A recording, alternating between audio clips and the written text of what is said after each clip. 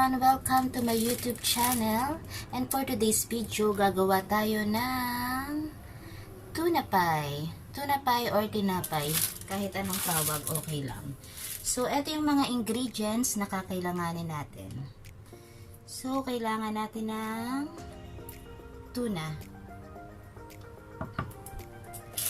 Kailangan din natin ng bread. Ng cheese, crackers. Pwede kayong gumamit ng breadcrumbs, pero since wala akong breadcrumbs, so gagamit ako nitong magic flakes.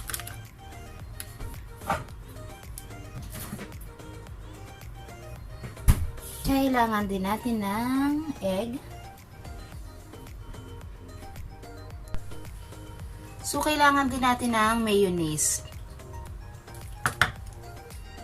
Meron din ako ditong hiniwa ko na konting corn, carrots, and onion. At since hindi tayo gagamit ng cream, so meron ako ditong mixture ng corn flour and konting milk.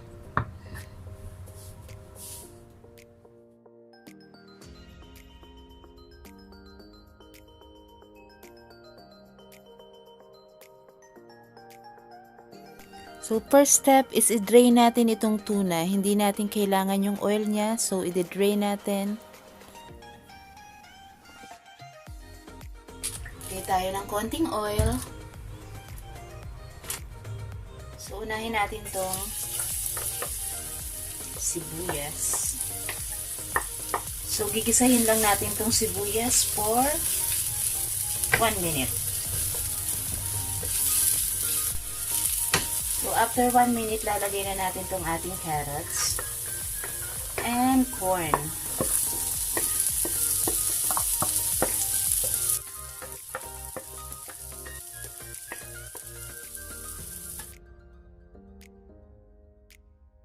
Maglalagay din tayo ng pepper and konting salt. Mga 2 minutes lang, okay na, kasi finely chop naman tong carrots, so mabilis siyang lumambot. Ngayon, lalagay na natin itong ating tuna.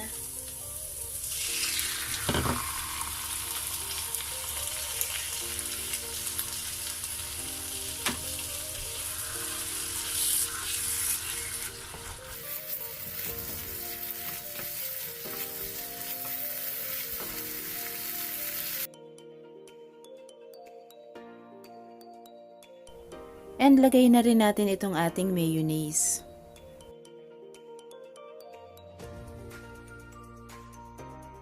So, haluin lang natin siya ng konti and then isunod na natin itong ating cornstarch mixture.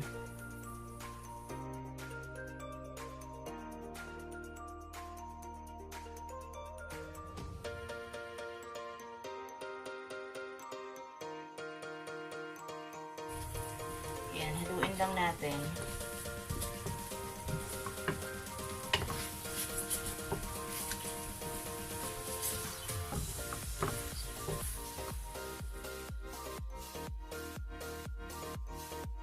So, ayan, makikita nyo yung consistency niya. Ayan, mas malapot siya ngayon. Kasi nga, nilagay natin siya ng cornstarch. Pero kung mayonnaise lang, minsan kasi nagtutubig-tubig siya. So, mas maganda talaga kung may cornstarch. So, ngayon, luto na siya. Ilalagay lang natin siya sa isang bowl at papalamigin at ipiprepare na natin itong ating iba pang ingredients. So, titrim lang natin tong crust ng bread. Medyo matigas kasi itong part na to, so tatanggalin lang natin siya.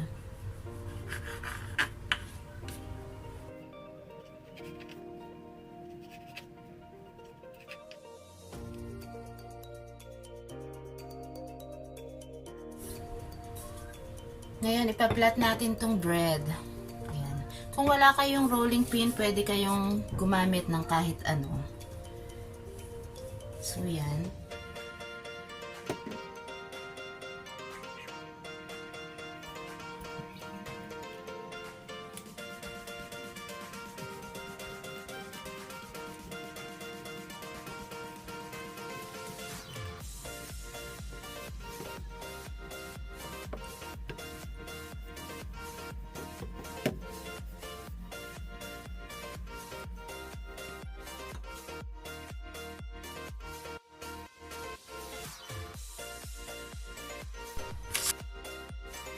Meron tayo ditong dalawang crackers. Ngayon, didikdikin lang natin siya at ito yung gagamitin natin as breadcrumbs.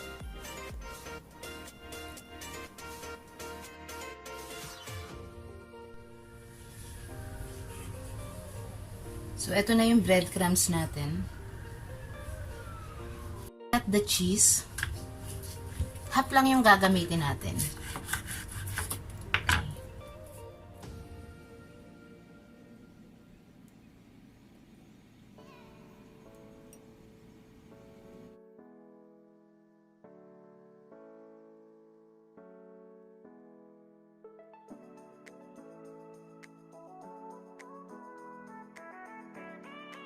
Beat lang natin tong egg. Lagyan natin ng pepper. Hindi na natin kailangan maglagay ng salt kasi itong cheese may salt na siya. Plus yung peelings is may salt na siya. And then yung crackers na ginamit natin is may salt na din. So, isang egg lang yung gagamitin natin pero maglalagay tayo ng milk. Mas malasa kasi kapag may milk. Ayan.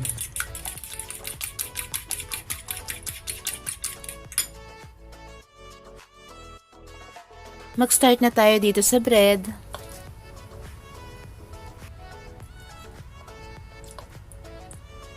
So, hindi natin siya lalagyan ng madami kasi puputok yung bread.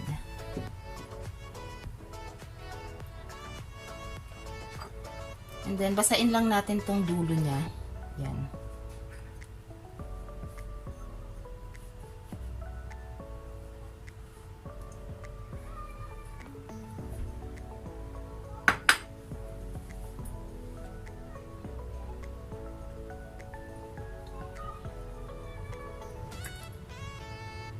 And then, gamit tong fork. Yan. Close lang natin yung side.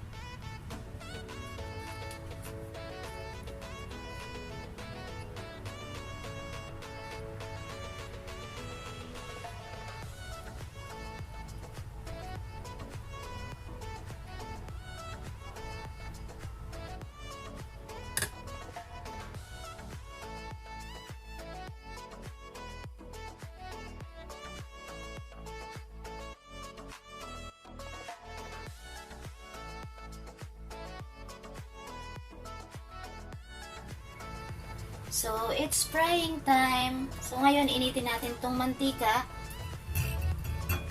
At pag mainit na siya, ilalagay na natin itong ating tuna pie.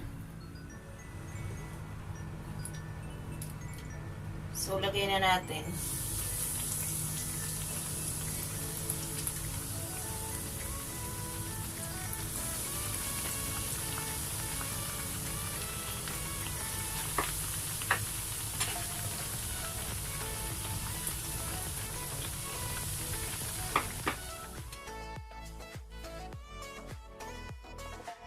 So, fry on low-medium flame. Hindi natin kailangang masyadong lakasan yung apoy kasi baka masunog siya. Alalay lang lagi yung apoy. Check natin lagi kasi mabilis tong masunog, guys.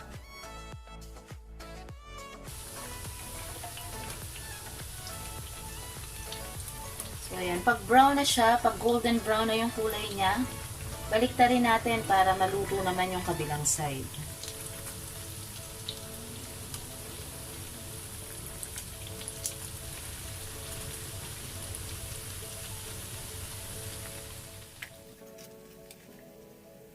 And first batch done.